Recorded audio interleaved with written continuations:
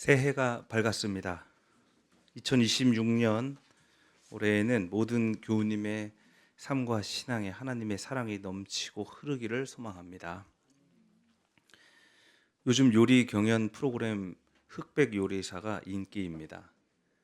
내로라 하는 요리사들이 나와서 다양한 요리를 하는데 그 중에서 선택받기란 정말 어려운 일입니다. 아무리 유명한 요리사라 하더라도 또는 무명의 고수라 하더라도 이 선택이 얼마나 어려운 것을 알기에 선택을 받았을 때 그들은 모두 다 감격합니다. 선택은 실로 감격스러운 것입니다. 그 자체로 특별한 경험을 주기 때문입니다. 그러나 그 특별한 선택이 교만과 같은 오해를 일으키기도 합니다. 대체로 기독교인들은 다른 종교에 비해서 배타적인 성격을 갖고 있습니다. 그것은 아마도 우리 기독교인들은 이미 천국행이 예정된 사람들이고 또 비신자들은 지옥행이 정해진 사람들이라고 교회가 가르치고 우리가 배웠기 때문일 것입니다. 오늘 에베소서의 말씀은 이렇게 말하고 있습니다. 하나님은 세상 창조 전에 그리스도 안에서 우리를 택하시고 사랑해 주셔서 하나님 앞에서 거룩하고 흠이 없는 사람이 되게 하셨습니다.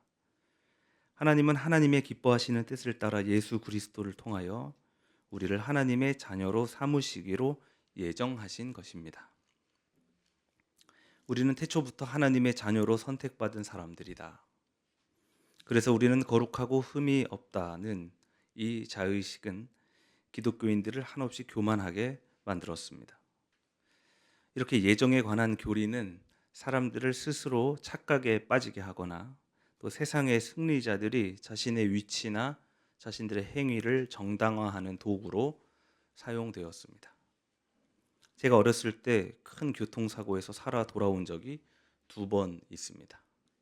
하나는 차가 한라산 절벽에서 굴렀고 다른 하나는 자전거를 타고 가다가 교차로에서 자동차에 부딪혀서 휙 날아갔습니다. 둘 다 저는 멀쩡했고 차는 다 부서졌습니다. 사람들은 저에게 하나님이 푸아를 쓰시려나 보다 이렇게 말했습니다. 물론 정말로 이런 사건은 하나님께 감사할 일입니다. 그러나 정말 하나님이 저만 특별하게 살리신 것이라면 교통사고에서 죽은 사람들은 하나님이 살리지 못했거나 살리지 않은 것이 되지 않겠습니까? 제가 만일 어떤 영웅주의나 특권의식에 빠져 살았더라면 신을 제 경험과 이성 안에 구겨 넣은 채 보편적인 하나님을 평생 이해할 수는 없었을 것입니다. 이런 특권의식은 보통 부자들이나 권력자 같은 세상의 승리자들이 갖고 있습니다. 예부터 왕들의 권위는 신이 세운다 했습니다. 그렇게 승리자들은 태초부터 하나님의 선택을 받은 내가 승리하기로 이 역사 안에서 예정되어 있었다고 선언했던 것입니다. 오늘 우리는 요한복음을 읽었는데요. 요한복음은 다른 복음서와 다르게 예수를 하나님으로까지 그 고백의 수위를 끌어올리는 복음서입니다.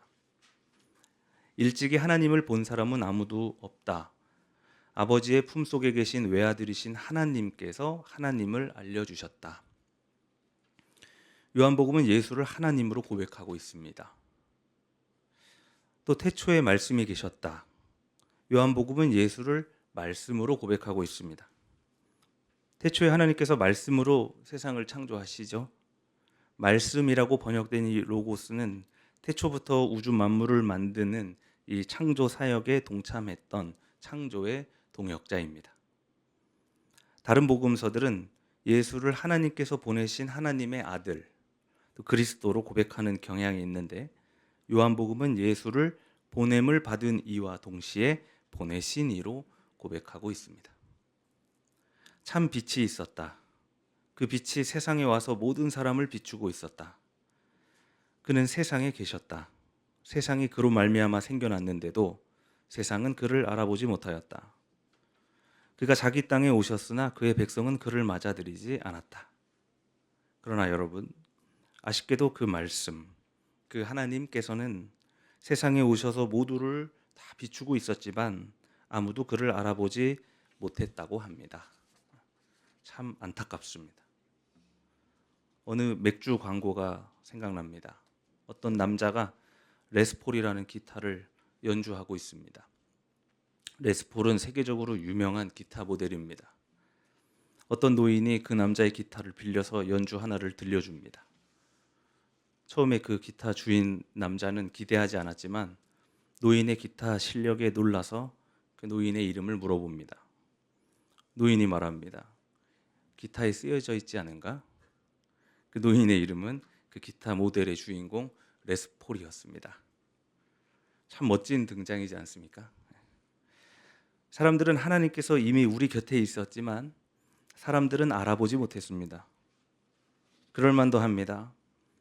혈통과 뿌리도 의심가는 구석이 많고 말구유에서 태어나셨고 또 태어나자마자 난민으로 도망 다녔던 나사렛 노동자가 하나님이라고 하면 누가 그것을 알아보겠습니까? 그러나 그를 알아본 사람들이 있었습니다. 그를 맞아들인 사람들, 곧 그 이름을 믿는 사람들이 있었는데 요한복음은 그들을 하나님의 자녀가 되는 특권을 가진 사람들이라고 부릅니다. 그를 맞아들인 사람들에게는 하나님의 자녀가 되는 특권을 주셨다. 이들은 혈통에서나 육정에서나 사람의 뜻에서 나지 아니하고 하나님에게서 났다. 당시 예수 공동체 안에는 유대인뿐 아니라 이방인들과 여성들 그리고 장애인들이 함께했다는 사실은 우리가 이미 잘 알고 있습니다. 그러니까 교회는 당시 사회에서 밀려난 소수자들 그리고 제국과 자본의 폭력에 쫓겨난 사람들로 구성되었던 것입니다.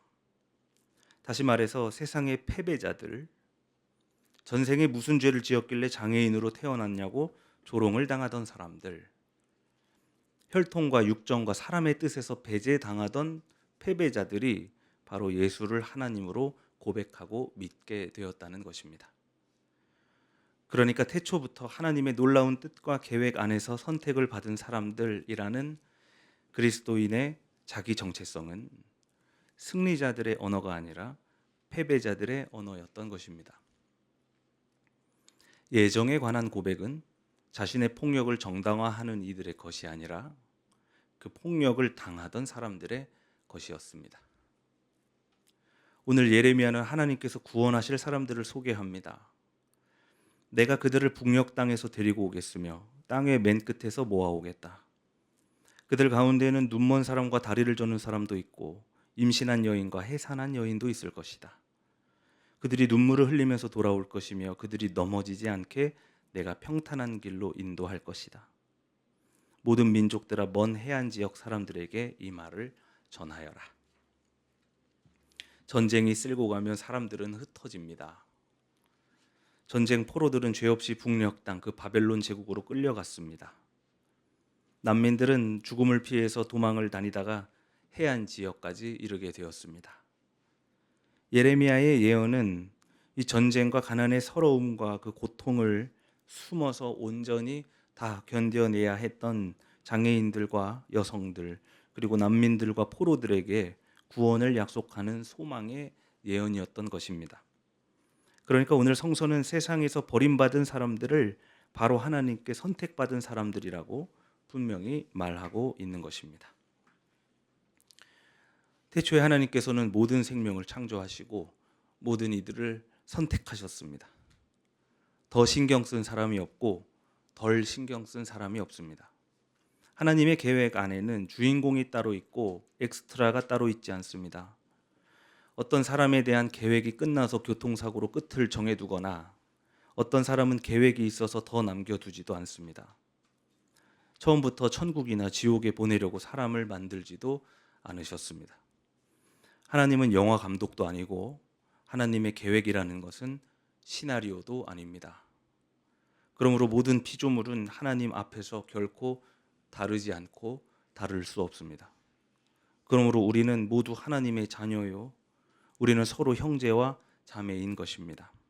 피부색이나 성적 지향이 달라도 예외가 없고 장애가 있어도 예외가 없습니다. 그러나 우리는 서로 다르고 너는 틀렸다고 주장하는 사람들이 다른 이들을 죽이기 시작했습니다. 나약한 이들이 죽임을 당해야 했습니다. 차별과 혐오를 당해야 했고 밀려나고 쫓겨나야 했습니다. 하나님의 계획은 이런 불평등의 세계를 그리는 시나리오가 아니라 바로 이런 세계 안에서 본래의 창조 세계를 드러나게 하는 것입니다. 회복하게 하는 것이고 돌아오게 하는 것입니다. 이 놀라운 진리를 예수께서 선언하셨고 세상 사람들은 비웃었으나 오랜 시간 동안 그 세상의 폭력에 짓눌렸던 사람들이 그것을 알아보고 응답했습니다. 세상은 예수를 나무에 매달아 그 죽음을 감상했지만 그들은 그 십자가에서 바로 부활을 보았습니다. 그들은 어떻게 예수를 알아보고 부활을 볼 수 있었던 것일까요? 가방끈이 길었던 것도 아닌데 어떻게 바리새인들이나 율법 학자들이 보지 못했던 것들을 거룩과는 거리가 멀어 보이는 흠 많은 상놈들이 볼 수 있었던 것일까? 그것은 그들이 바로 하나님의 자녀로 선택받은 사람들이었기 때문입니다. 그들은 그렇게 이해하기로 했던 것 같습니다. 그래서 그리스도인들은 세상의 멸시와 폭력 앞에서도 아니야, 우리는 선택받은 사람들이야. 하나님께서 우리를 사랑해 주셔서 거룩하고 흠이 없는 하나님의 자녀로 삼아 주시고 그렇게 예정하셨어 라고 말할 수 있었던 것 같습니다.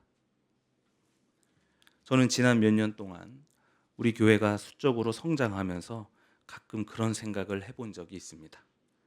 우리 교회가 정말로 우리 주변에 부흥하는 교회들처럼 1000명, 10,000명 이렇게 부흥할 수 있을까? 이런 상상 안 해보셨나요? 저는 어렵다고 생각합니다. 아마 그렇게는 안 될 겁니다. 왜냐하면 적어도 제가 이해하고 있는 이런 십자가 교리, 또 우리 교회가 지금 살아내고 있는 이 구원의 교리, 그러니까 하나님께서 단순히 우리를 돕는다는 정도의 느낌이 아니라 우리가 쫓겨나는 이들의 고통에 참여할 때만이 구원을 경험한다는 메시지가 이 세상 사람들에게는 인기가 없기 때문입니다. 실제로 제 목회와 운동의 과정 안에서도 이 길을 함께 걷겠다는 사람들보다 마치 니고데모처럼 실망하고 돌아서는 사람들이 더 많았습니다. 물론 꼭 우리 교회가 아니어도 되죠. 그러나 각자의 자리 혹은 각자의 공동체에서 그 길을 진실하게 그리고 묵묵히 살아내는 사람들이 있는가 하면 돌아서는 사람들도 있다는 것입니다. 그래서 저는 이렇게 말할 수 있습니다. 여러분과 저는 선택받은 사람들입니다. 하나님을 의심할 수도 있었겠지만 또 그 길에서 돌아설 수도 있었겠지만 여러분은 그렇게 하지 않으셨습니다. 때로는 지치거나 흔들릴 때도 있었겠지만 그래도 성실히, 또 때로는 의심될 때도 있겠지만 그래도 진실하게 예배하며 신앙의 길을 함께 걷고 있는 여러분은 하나님께 선택을 받은 사람들입니다. 2026년을 시작하는 신년주일, 이 놀라운 진리의 말씀을 마음에 잘 새기시기를 바랍니다. 사랑하는 교우 여러분, 여러분 삶에서 밀려나고 쫓겨날 때, 또 세상에서 버림받았다고 생각이 될 때 오늘 이 말씀을 생각하시길 바랍니다. 여러분을 통해 그리고 새민족교회를 통해 이루실 하나님의 놀라운 뜻과 그 계획이 얼마나 거룩하고 숭고한지 모릅니다. 그 뜻을 알아보고 깨닫게 되는 한 해가 되기를 삼위일체 하나님의 놀라운 이름으로 축원합니다. 오늘 주신 말씀을 다 함께 묵상합시다.